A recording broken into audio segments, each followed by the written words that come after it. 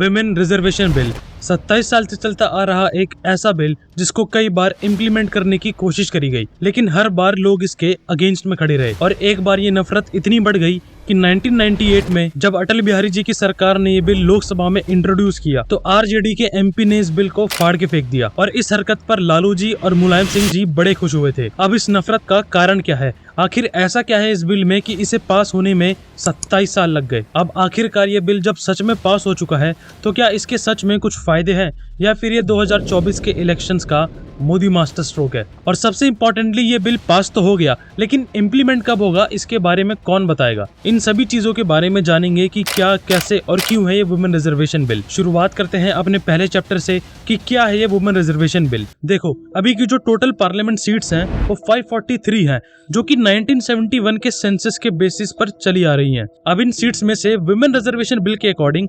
33% seats यानी 1/3 seats महिलाओं के लिए रिजर्व होनी चाहिए। और इसको समझने के लिए आप अभी का जो सीट्स का रिजर्वेशन है वो समझिए। तो बेसिकली 543 सीट्स में से 412 सीट्स जनरल कैटेगरी में आती हैं और 47 सीट्स एसटी कैटेगरी के लिए रिजर्व हैं और 84 सीट्स एससी कैटेगरी के लिए। तो ओवरऑल इन सभी कैटेगरीज में महिलाओं को 1/3 सीट्स दी जाएंगी, यानी जनरल की 412 सीट्स में से 137 सीट्स, एसटी कैटेगरी की 47 सीट्स में से 16 सीट्स और एससी कैटेगरी की 84 सीट्स में से 28 सीट्स। तो रिजर्व्ड कैटेगरीज में भी अब सब रिजर्व्ड कैटेगरीज होंगी जिनमें केवल एससी और एसटी कैटेगरी की महिला ही कंटेस्ट कर पाएंगी और बाकी 412 सीट्स में से सभी फीमेल कैंडिडेट्स कंटेस्ट कर पाएंगी। और इन सभी सीट्स को अगर एक साथ जोड़ के देखें तो ये टोटल सीट्स यानी 543 सीट्स का 1/3 या 33% बैठती हैं। अब बात करते हैं कि आखिर इस बिल की जरूरत क्या है, ये 33% रिजर्वेशन देने का कारण क्या है। तो अगर आप देखें तो आजादी के 76 साल बाद भी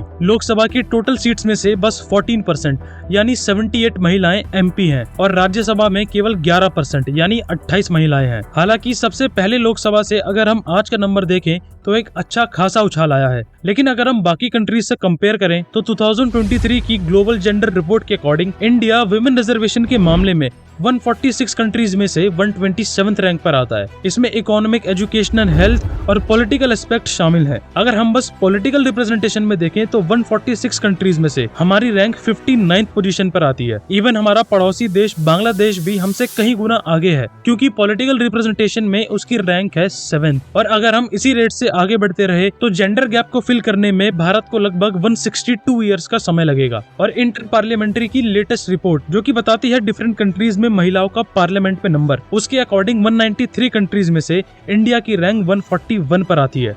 और इस केस में तो पाकिस्तान भी हमसे आगे है। दूसरी चीज ये भी है कि कई इंटरनेशनल रिपोर्ट्स के अकॉर्डिंग भारत में जेंडर गैप और इंस्टीट्यूशंस और बाकी सोशल जगहों पर लिमिटेड फीमेल नंबर्स के कारण डेवलपमेंट गंभीर रूप से बाधित या हैम्पर हो रहा है। तीसरी चीज है जेंडर सेंसिटिव लॉस। देखो, ये बात बहुत क्लियर है कि इंडिया में हमेशा से विमेन क्राइम एक सीरियस प्रॉब्लम रही है। तो अमेरिकन इकोनॉमिक एसोसिएशन के अकॉर्डिंग अगर नेशनल पार्लियामेंट में ज्यादा फीमेल कैंडिडेट्स होंगी तो वो ज्यादा बेहतर जेंडर सेंसिटिव लॉज इंप्लीमेंट कर पाएंगी। और लास्टली ये बात हम सभी ने देखी कि कैसे पंचायती राज में बढ़ते फीमेल नंबर्स में कितना बेहतरीन काम किया है। और यही सेम चीज कई सर्वेज में भी निकल कर आई कि बढ़ते फीमेल नंबर्स के कारण विलेजेस में इंफ्रास्ट्रक्चर, हेल्थ, सैनिटेशन और बाकी फैसिलिटीज बहुत ही बड़े स्तर पर ग्रो हुई हैं। अब आपको इस बिल के फायदे तो नजर आ गए, लेकिन इस बिल में एक सीरियस डीमेरिट ये है कि ये बिल इम्प्लीमेंट कब होगा इसके बारे में अभी कोई जानकारी नहीं है। इस बिल के अकॉर्डिंग विमेन रिजर्वेशन तभी इम्प्लीमेंट हो पाएगा जब हमारे भारत में नेक्स्ट सेंसस यानी जनगणना किया जाएगा, क्योंकि उसी के बाद ही डिलिमिटेशन किया जाएगा। दूसरी बात यह है कि ये रिजर्वेशन केवल लोकसभा में ही वैलिड है। राज्यसभा और स्टेट लेजिस्लेटिव काउंसिल जहाँ पर फीमेल्स का नंबर लोकसभा से भी कम है, वहाँ पर ऐसा कोई रिजर्वेशन नहीं होगा। और कई लोगों के अकॉर्डिंग तो ये बिल केवल प्रिविलेज्ड महिलाओं को ही फेवर करेगा। बाकी आपका क्या कहना है जरूर नीचे कमेंट्स में बताएं।